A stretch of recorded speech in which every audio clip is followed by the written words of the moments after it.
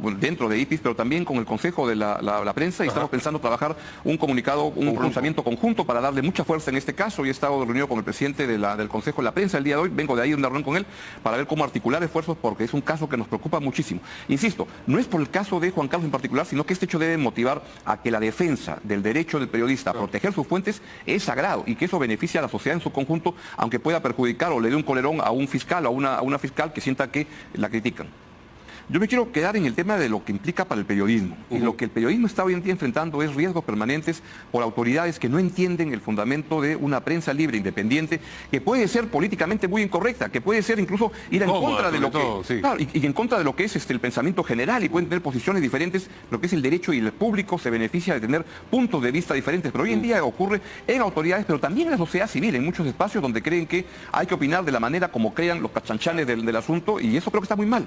Claro, y si no, entras al callejón oscuro de las redes y si tú piensas de una manera, te pueden decir, es que eres un fujimorista, o si piensas de una manera, es que, eres un corrupto, porque no piensas como... Bien, veíamos un fragmento de lo que fue la entrevista de hoy entre Mario Ghebellini y Augusto Alvera Rodríguez, presidente de IPIS. Nos acompaña ahora Iván Slokovic, director de Diario Correo. Iván, buenas noches. ¿Cómo estás? Gracias por acompañarnos. Gracias por la invitación. Bueno, el tema de libertad de expresión creo que es el tema del que debemos hablar, ¿no? Se ha vulnerado la libertad de expresión, está en peligro la libertad de expresión. Esto puede ser un precedente para que sucedan otras cosas más adelante. ¿Cuál ha sido tu opinión sobre lo ocurrido esta mañana? Bueno, ante todo, muchas gracias por la invitación. Yo creo que sí, la libertad de expresión está en peligro, y no de ahora. Creo que ya en este Congreso hemos visto varios intentos por socavarla, por disminuirla, por arrinconarnos. ¿Desde el Congreso? Desde el Congreso actualmente. Primero, como te digo, no es de ahora, esto lo hablaré en unos minutos, pero en unos instantes, pero esto ya viene de antes. El Congreso también está tratando con algunos proyectos, elevar la pena efectiva por delitos contra el honor, permitir que solamente los colegiados o los periodistas puedan ejercer la profesión, de mil formas. Y ahora lo que hemos visto con lo de Juan Carlos Tafur es preocupante, al menos por lo que se lee en el fundamento para proceder al allanamiento.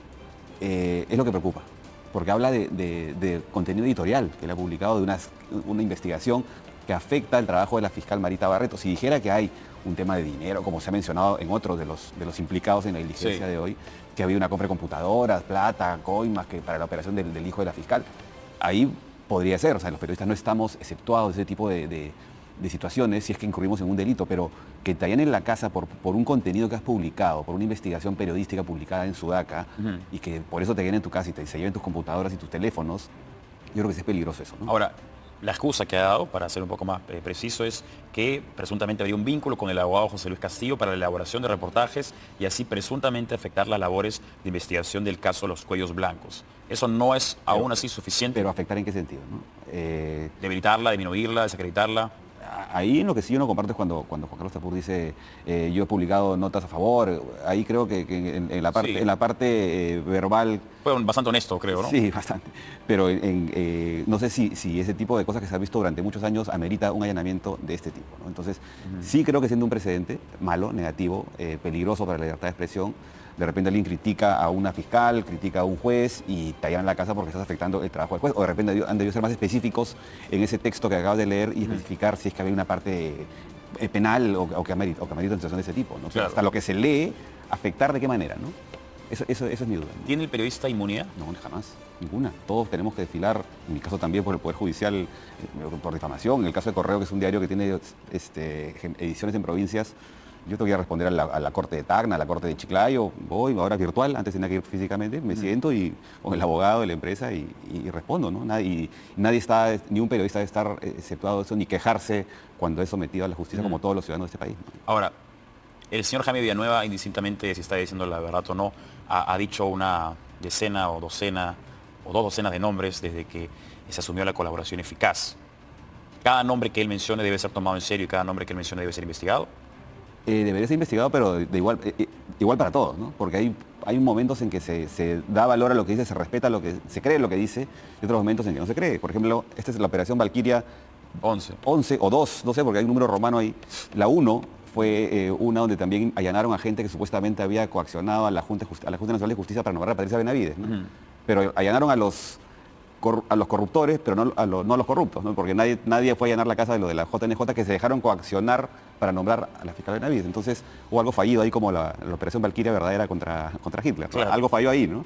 Ahora han hecho esta operación donde sí es grave ese tipo de acusaciones cuando mencionan tema de dinero, tema de corrupción, compra de computadoras, que la fiscal, sindical que una fiscal de la Nación recibió plata por compra de equipos de computación para el Ministerio Público, es gravísimo. Pero creo que en el caso, al menos en lo que mencionan de Juan Carlos Tafur, no es suficiente para, no es suficiente para o sea, para investigación. Si van a allanarlo a él. O allanamiento no, o un asedio no. Pues lo que dice ahí yo veo que no veo ni siquiera motivo para una investigación. Ahora, si hay más cosas, el general Guibovich hablaba de escuchas ilegales, lícitas, que quizá hay algo más que no conocemos, pero hasta lo que yo he leído en el párrafo este de la mañana, donde con el cual sustentan el allanamiento, yo veo que es agua por todos lados, ¿no? Sí ha sido entonces una venganza, como ha dicho. No sé si es una venganza o falta de precisión, falta de profesionalismo de los fiscales, vemos de todo. Lamentablemente, Pancho, la Fiscalía ha entrado en un espiral que genera poca credibilidad. O sea, esta Fiscalía, como está actualmente, con fiscales como Pablo Sánchez, Domingo Pérez, Vela Barba, es una Fiscalía que en lo personal a mí no me inspira confianza. Yo creo, y eso se traduce también, no solamente lo ves en la cúpula de la Fiscalía, lo ves también en las instancias inferiores, cuando vemos pues que los delincuentes, Tren de Aragua, Gota a Gota, extorsionadores, son liberados, terminan en la calle. Entonces, ¿qué se puede proponer? Porque muchas personas, juristas y no juristas, hablan de una reforma de todo el sistema judicial, pero falta la proposición, ¿no? A ver, exacto, a ver, la llamada a hacer la evaluación de los fiscales, en este caso sería la JNJ, que también está cuestionada. Tiene dos integrantes que están pegados ahí con una cautelar, ¿no? Que podrían salir mañana también si es que el TC se la trae abajo. Entonces, la JNJ creo que tampoco inspira confianza como está en su actual conformación. El Congreso tampoco. El fiscal de la Nación interino, Juan Carlos Villena, mencionó, pero solo lo mencionó y ahí quedó, que iba a haber una reforma desde dentro, que es lo que creo que debería ser, ¿no? Pero, porque por lo menos esa Junta de Fiscales Supremos está demasiado cuestionada, no ofrece ninguna garantía. Está Pablo Sánchez, está Villena, está la misma Patricia Benavides que está suspendida. Entonces, y vemos cosas que creo que han afectado la credibilidad de una institución que es la llamada a perseguir el delito en un país donde el delito lo vemos todos los días. Y vemos cómo los delincuentes salen al día siguiente. Vimos hace poco a un general de la policía en Ica, en Cañete, quejándose de que su gente había detenido a 13 extranjeros implicados en el tema del gota a gota, que habían salido en libertad. Habían hecho un operativo, habían pateado puertas, y actuado incluso con fiscales, pero a los pocos días estaban nuevamente libres. Entonces, algo está fallando en la cabeza y algo está fallando en las instancias inferiores, que son con las que tiene que ver más el ciudadano de a pie, ¿no? Es el que le roban el celular, el que le deja una dinamita en la puerta de su bodega, el que le roban en la mototaxi. Entonces, algo hay que hacer, algo hay que hacer. Todos dicen sí hay que hacer algo, pero quien debería hacer lo que es la JNJ tampoco ofrece una garantía. Claro. Y en la propia Fiscalía parece que no hay una vocación por romper huevos para hacer tortillas. Recientemente escribiste una nota, una columna, que acabo de leerla, que es Nunca más votar como 2021. Estoy al 100% de acuerdo con lo que propones. Igual me voy a permitir hacer algunas observaciones, si me permites. Claro que sí, encantado. Dice lo siguiente: nunca más deberíamos votar por un filosenderista como Castillo, que además de ser casi un iletrado, venía con una propuesta política, entre comillas, que implicaba convertir al Perú en Corea del Norte, Cuba o Venezuela. Totalmente de acuerdo contigo.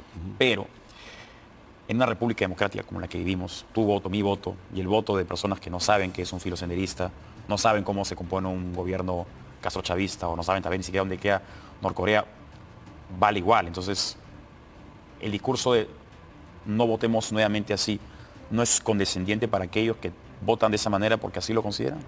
No debemos respetar el voto equivocado. Obviamente que tenemos que respetarlo. Castillo fue respetado como presidente hasta el momento del golpe. Al menos en lo personal, nunca le llamé usurpador, ilegal. Hasta el mediodía del 7 de diciembre del año 22, Castillo era el señor presidente de la República. No está de acuerdo en casi nada de lo que hacía. Pero lo que debemos tratar de hacer es algo de mostrar lo que pudo habernos pasado en el país si es que Castillo seguía. Salíamos de una pandemia, lo menciono más abajo. Salimos de una pandemia brutal, de una crisis, de un país devastado, y hemos entregado el país a la dupla Castillo-Boluarte, que es un mismo gobierno en dos etapas, y un Congreso como el actual, con niños, con mochasueldos. Entonces, creo que, y lo menciona en el último párrafo, el Perú no merecía eso. El Perú, y menciono que no deberíamos repetir una experiencia como esta. Deberíamos ser más responsables con nuestro voto. ¿Tú crees que ese 18-19% que votó por Pedro Castillo en la primera vuelta considera que se equivocó? ¿O finalmente se cree el cuento de que ha sido el Congreso el que ha perjudicado a Castillo y no ha tomado ninguna lección de este gobierno? No, yo creo que la gente se equivocaba al votar, la gente se dejó engatusar por un discurso